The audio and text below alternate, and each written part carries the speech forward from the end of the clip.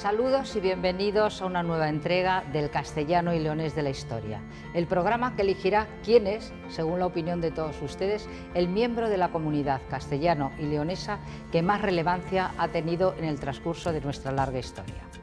Desde las primeras civilizaciones hasta la mismísima actualidad.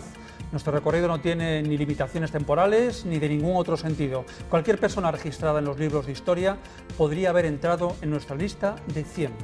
Cualquier persona cuyos méritos sean reseñables, claro está. Por eso yo no estoy, ¿no? Tan reseñables como seguro lo serán los de nuestro primer personaje de hoy. Te cedo la palabra, Rosa, para que nos hables un poco de él. Con mucho gusto. Nuestro primer personaje de hoy es el palentino oriundo de Carrión de los Condes, Íñigo López de Mendoza, marqués de Santillana, hombre muy cultivado que propició numerosas traducciones y autores clásicos y publicaciones propias de muy distinta índole. El marqués de Santillana fue uno de esos hombres, Ramón, de gran talento a quienes los reyes siempre quisieron tener cerca.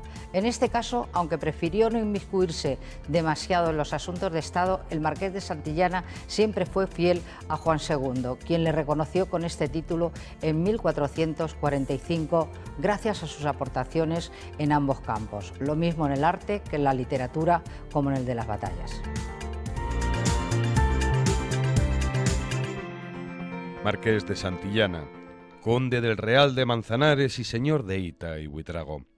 Algunas de sus posesiones todavía se conservan. Fue pues, uno de los principales políticos del siglo XV, sobre todo de la primera mitad del siglo XV en Castilla. Claro, llamarlo político resulta un poco diacrónico, ¿no? Pero en realidad lo eran, porque participaban muy activamente todos los nobles y los grandes linajes, como eran los Mendoza. Entre batalla y batalla, pues porque los nobles entonces se solían pegar por un quítame allá estas tierras que son mías, que no, que las dejes que a mí me pagan los tributos. Junto a la pluma tenía la espada, era un hombre de saber, de escribir, de leer, pero que también se liaba a mandobles. No embota la pluma el fierro de la lanza ni hace floja la mano del caballero. Un caballero que nació en Carrión de los Condes, en el seno de las familias más importantes de la época, los Mendoza y la Casa de la Vega. Cuando no tenía, diríamos, guerras, luchas, intrigas, pues lo que sí que tenía era una casa llena de sabios y de hombres de letras y de ciencias con los cuales hablaba, debatía y escribía. Se fragua en la guerra, en la espada, pero la historia, por lo que nosotros recordamos al primer marqués de Santillana, es por ser el autor de las serranillas, aquello de moza tan fermosa, non bien la frontera, como la vaquera de la Finojosa. Tiene la donosura que él hablaba, la fermosa cobertura sin forzar, tal y como le venía directamente del habla popular. Él es un personaje desde el punto de vista político excepcional y desde el punto de vista cultural excepcional. Cuando hablo de cultura no solamente hablo del marqués de Santillana, poeta, del autor de las serranillas, del autor de los sonetos, del autor de los decires, del autor de las canciones, sino que hablo del hombre más próximo, más informado, más en contacto con el humanismo italiano que pudiera pensar, que pudiera uno imaginar en el siglo XV. Sobre todo un gran pensador, un intelectual, un humanista. Su inclinación hacia las letras no solo le llevó a escribir sobre temas trascendentes de una manera bella y armoniosa. Como hombre culto e intelectualmente inquieto, se adentró en géneros hasta ese momento desconocidos que conocía a través de autores extranjeros. Introduce en España y potencia en España géneros literarios como el discurso, como la epístola, como el diálogo, que lo serán todo en el siglo XVI. Por cierto, es el primer autor de sonetos en castellano, género que él importa de Italia, porque era un gran admirador y lector de Dante, Petrarca y los grandes poetas renacentistas italianos. Con un pie puesto en el Renacimiento y ya huyendo de la Edad Media. El marqués de Santillana, rodeado de brillantes humanistas y ávido de cultura, logró reunir en sus posesiones una importante biblioteca que ha sobrevivido hasta nuestros días. Su biblioteca era inmensa, por lo visto. Él se gastó muchísimo dinero en libros, porque no era es que me voy a una librería a comprarlo, no, es que tiene que encargar donde están esos libros, muchos de ellos son manuscritos y hay que pagar el manuscrito, claro. Pero él consigue estar al día, leerlos, tenerlos. Hablamos de la bibliofilia, de la moda, del coleccionismo de libros, de la formación de bibliotecas como un síntoma de cultura, de regusto humanístico. Y se han conservado, incluso fíjate, en la Biblioteca Nacional han conseguido reconstruir gran parte de lo que quedó de esa famosa biblioteca. Aunque solo fuese por los libros que dejó, por esa joya de las joyas, que es la Biblioteca de los Duques de Osuna Infantado en la Biblioteca Nacional de Madrid, el Marqués de Santillana ya merecería una referencia obligada en todos los libros de texto de nuestros estudiantes, pero no digo los talluditos, sino en el primer año de educación infantil. Uno de los grandes de España, no tanto por sus títulos nobiliarios o por sus posesiones, sino por su papel clave como escritor de la época, como protector y alentador del humanismo.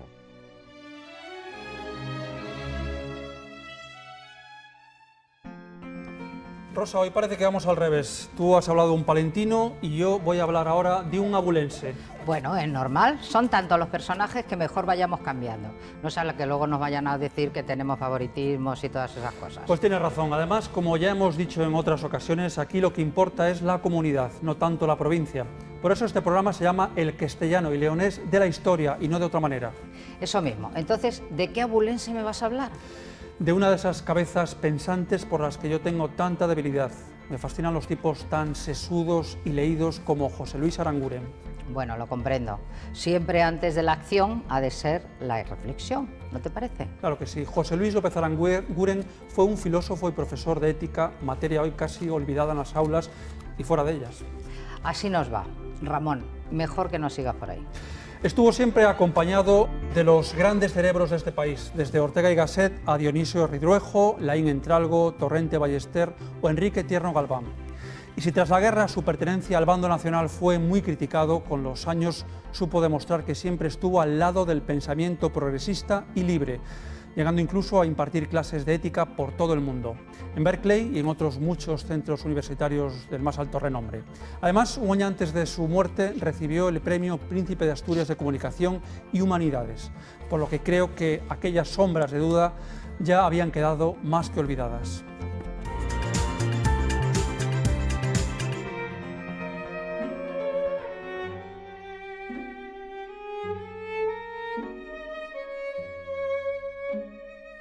El ser moral es algo inseparable de nosotros mismos.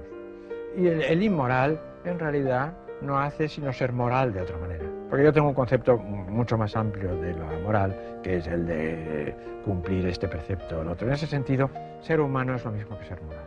Ese es quizá uno de los valores que mejor reflejan la identidad de uno de los más grandes intelectuales que ha dado el siglo XX en España. José Luis López Aranguren ha dejado un gran legado. Su profundidad de campo solamente es comparable a la firmeza de su pensamiento. Fue capaz de hablar con serenidad de cosas de las que no se había hablado nunca hasta ese momento y de hablar con serenidad sin límites, sin más límites que la ética, porque no olvidemos que hablar de Aranguren es hablar de ética, o sea, eso es fundamental en su figura. Sus ideas liberales, críticas con el régimen de Franco, le llevan a participar, junto a otros profesores y numerosos estudiantes, en una marcha de protesta por la falta de libertad de asociación. Puede considerársele un líder de la juventud. Lo que tuvo es la intuición, por un lado, y la valentía, por otro, porque en aquella época había que ser valiente. El régimen no se andaba con contemplaciones, y la prueba la tenemos es que Aranguren fue expulsado como catedrático de la universidad, tuvo que marcharse fuera de España, realizar una docencia, sobre todo en Estados Unidos.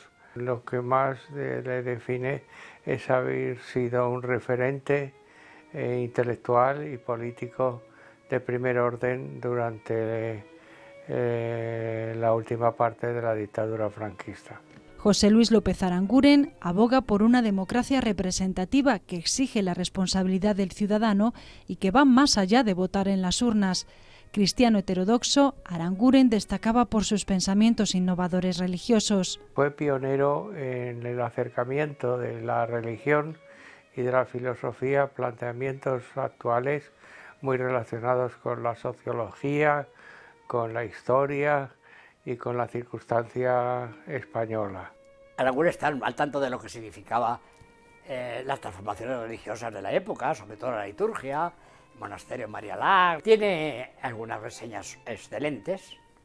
Él hizo la tesis sobre don Eugenio d'Ors, un escritor y un maestro, como él decía. Entre sus obras destacan catolicismo y protestantismo como formas de existencia, ética, propuestas morales o sus estudios sobre Unamuno y San Juan de la Cruz. Una de las cosas que define a Aranguren por encima de todo es haber sido fundador, uno de los fundadores de las conversaciones de credos, donde se renueva la espiritualidad española con nuevas metodologías, nuevos planteamientos. Yo fui muy amigo de él y creo que lo que más nos unía es que éramos de Ávila, porque Aranguren nació en Ávila y bueno, está enterrado allí. En 1995, un año antes de morir, recibió el Premio Príncipe de Asturias de Comunicación y Humanidades. Muy duros y difíciles de recordar para todos nosotros. Ha dicho recientemente que este país necesita una revuelta juvenil, porque el profesor Aranguren sigue siendo el viejo más joven que tenemos entre los intelectuales españoles de este momento. En la vida y la obra del profesor Aranguren brillan sus aportaciones intelectuales a la vez que destaca su personalísimo talento. Ese talento, esa inteligencia activa de las cosas y las situaciones, le ha obligado durante su larga trayectoria a ocupar la fila normalmente reservada a la juventud. Lo que en un momento de crisis y de cambio sirvió con un pensamiento honesto y con un pensamiento ético y bien cuidado, ¿no? y bien armónico con su mundo, me parece que hoy nos vendría, sería una lectura para los colegios, para las universidades, para los periodistas y para las señoras que vayan a comprar. Es una utopía el ser demócrata en ese sentido, pero los jóvenes saben muy bien que la utopía es lo único que vale la pena en la vida.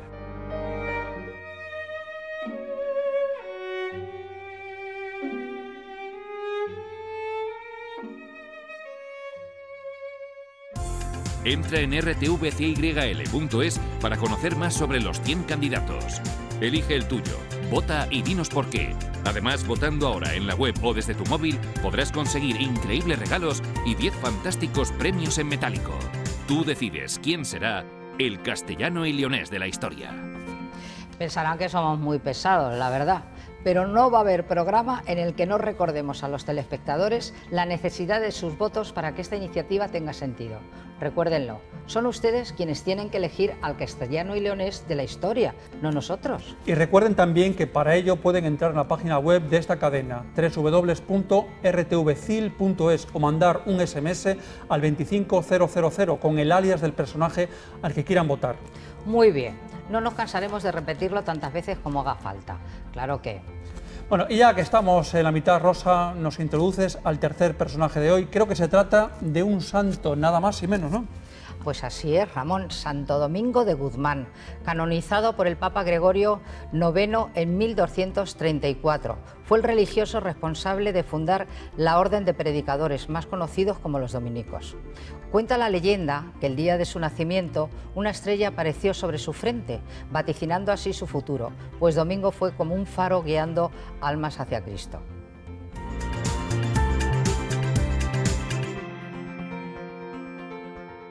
Santo Domingo de Guzmán nació en el pueblo burgalés de Caleruega, más concretamente en este lugar, hoy convertido en la iglesia que hace honor a su nombre. Según testificó el hermano de Santo Domingo, el beato Manés, que también fue dominico, pues ahí estaba la alcoba de sus padres y ahí nació su hermano. Entonces, cuando la gente supo eso, empezaron a llevarse tierra, entonces claro, las habitaciones eran de tierra, y a fuerza de llevarse tierra apareció un manantial, que dio lugar a este pozo. En su pueblo burgalés comenzó a fijarse en los valores de su madre, la beata Juana, una mujer compasiva y generosa, a la que incluso se le atribuye un curioso milagro. Vinieron una vez unos pobres a pedirle ayuda y se le ocurrió darles vino. El vino no solamente alegra el corazón del hombre, como dice la Escritura, sino que es un alimento. Y les dio bastante vino, según parece, hasta casi agotar las barricas. Entonces, cuando vino su marido y pidió, pues, en fin, que le llevase un poquito de vino, venía cansado, ella bajó con un poco de temor, se encomendó a Dios, y cuando fue a abrir las barricas, cuando se dio su sorpresa, que estaban de nuevo llenas de vino.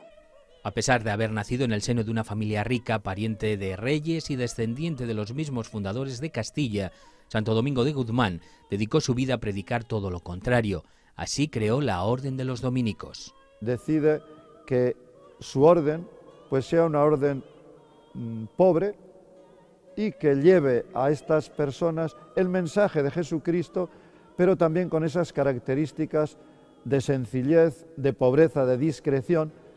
La única fortuna que cabía en su orden era la riqueza intelectual. Él se da cuenta de que el pueblo carece de formación y por tanto la ignorancia hace que vivan de una forma un tanto inconsciente su propia fe y sean sujetos muy maleables con todos los que en aquel momento predican un evangelio un tanto extraño. Y de ahí que los primeros frailes pues fueran en su mayoría o alumnos o profesores de la universidad, con un bagaje intelectual importante. Se trataba de disputar con los herejes a su altura, por consiguiente se necesitaba una preparación suficiente. Su lucha contra los enemigos de la fe se localizó sobre todo en el sur de Francia. En esta misión encontró una ayuda especial, la de la propia Virgen María. Se le apareció en oración y le entregó este conjunto de cuentas. A partir de ahí, Santo Domingo de Guzmán cambió su homilía y la gente empezó a rezar el rosario hasta nuestros días. Es una de las tradiciones que se mantienen respecto de Santo Domingo. En el siglo XIII, pues los fieles rezaban a la Virgen y concretamente en las predicaciones, que solían ser predicaciones amplias, largas, el predicador se detenía en algún momento y los fieles entonces invocaban a la Madre de Dios con la parte evangélica del Ave María, es decir, el saludo del ángel. Al final de su vida pudo ver su orden perfectamente estructurada y más de 60 comunidades en funcionamiento. Un convento que ya no va a estar en el campo, sino en medio de la ciudad. ¿Por qué? Porque quiere, por una parte, que la vida monástica se mantenga y, por tanto, una vida de comunidad, una vida de estudio, una vida retirada, pero al mismo tiempo en contacto con la gente. Ha contribuido sobre todo a expandir la gran cultura por el mundo y a hacer obras de gran calado, tanto social, sobre todo por el bien de los demás, ¿no? Agotado físicamente, murió en 1221, a los 51 años de edad, en el convento de Bolonia, en Italia. Cuando se siente rodeado de todos sus hermanos, los frailes dominicos, que en aquel momento pues ya son bastantes, él les promete que no se preocupen, que les va a ser más útil desde el cielo y por tanto que no lloren porque seguirá ayudándoles. Sobre esa base, pues nosotros tenemos una oración precisamente que rezamos casi a diario, basada en esa promesa de venir en ayuda de sus hermanos después de haber alcanzado la gloria. Y así se lo encomendó a Dios poco antes de morir. Santo Domingo de Guzmán se convirtió en la estrella que guía a todos los fieles de Dios en la pobreza y en la sabiduría. Sus valores y milagros hicieron que 13 años después de su muerte, su gran amigo y admirador, el Papa Gregorio IX, le honrara con su canonización. Y de un santo a una reina, María de Molina. Con ella cerraremos el programa de hoy. Ya ves, nos pasamos el día rodeados de ilustrísimas personalidades. Uno se siente, la verdad, yo me siento pequeña ante tantos logros relevantes, ante tanto genio, ante tantos artistas, ante tantas personalidades tan inspiradoras. Hay que estar orgulloso de todos ellos, al menos compartimos los orígenes, ¿no? Así que, ¿quién te dice a ti que un sobrino mío, por ejemplo, no acaba decidiendo los designios de este país, por ejemplo? Ramón, todo es posible, ¿por qué no? Nos ibas a hablar de María de Molina, ¿verdad? Sí, ahí yo voy. María Alfonso de Meneses, reina consorte de Castilla entre 1284 y 1295, fue un personaje, y leo textualmente la definición de la profesora Isabel del Val, la cual me ha parecido muy apropiada para encabezar el vídeo, un personaje insigne que alcanzó las más altas cotas del poder posible para una mujer en su época, una mujer que protagonizó un amplio recorrido vital y político y que dejó una notable huella en su reino, la corona de Castilla, a la que contribuyó a engrandecer y pacificar. Desde luego me has despertado las ganas de saber mucho más sobre esta mujer.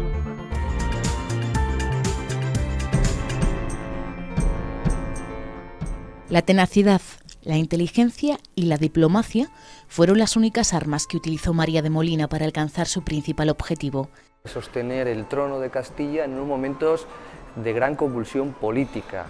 No hay que olvidar que en el siglo XIII, cuando ella vive y actúa, el trono castellano no era nada cómodo. Había rivalidades internas, familiares, sociales, políticas y económicas. Los nobles siempre estaban asediando la corona. Supo ejercer su poder y hacer respetar su autoridad negociando. En la negociación, el pacto, defendiendo siempre sus intereses, pero sabiendo también reconocer los valores de quien está enfrente y encontrar el punto medio para negociar. Su primer reto fue defender el cuestionado matrimonio con su propio sobrino Sancho IV, rey de Castilla.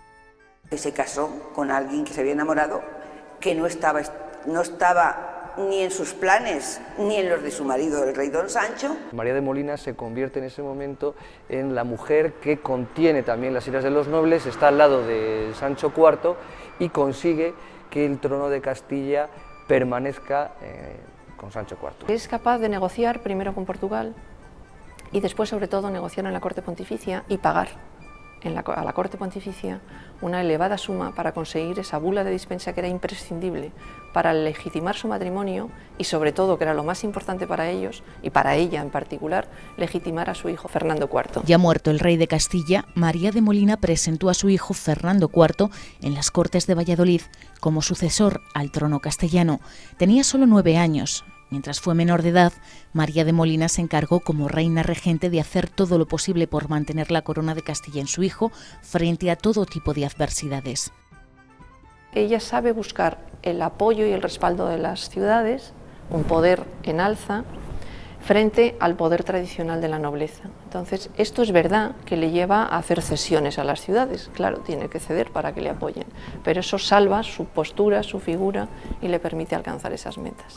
Tanto fue así que llegó a ceder parte de sus dependencias de su palacio de Valladolid para fundar el monasterio de las Huelgas Reales. María de Molina hace acta fundadora, o sea, les da el documento que acredita a las monjas que son dueñas, que son poseedoras de este monasterio. Con la muerte de su hijo Fernando IV, se vuelve a repetir la historia en este monasterio de Corcos del Valle, en Valladolid. María de Molina, que consiguió mantener la corona en su marido y en su hijo, hizo lo propio también con su nieto. Alfonso XI va a tener solo un año, en el momento en el que es proclamado sucesor. De nuevo los nobles intentan también hacer frente a esa decisión, imponer sus pareceres, pero es ella, nuevamente, María de Molina, la que consigue sostener el trono a favor de Alfonso. Aquí presentes los concejos de Castilla, María de Molina se convirtió de nuevo en reina regente, tutora y protectora de su nieto, Alfonso XI, hasta su mayoría de edad. Dejó patente una vez más su mayor virtud. Una mujer fiel a la familia dinástica a la que se vincula, es decir, más que fiel a su familia nobiliar, a los Alfonso, fiel a la monarquía castellana, a su marido, a su hijo y a su nieto. Y así continuó hasta su muerte en 1321. Su cuerpo descansa en el monasterio que ella misma fundó.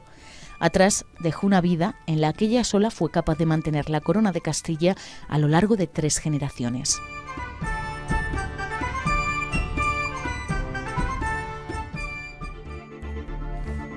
Otro programa terminado, 4 nuevos personajes que poder votar: el Marqués de Santillana, José Luis Aranguren, Santo Domingo de Guzmán y María de Molina. 4 nombres que dieron sus vidas para mayor gloria de la tierra que les vio nacer, Castilla y León.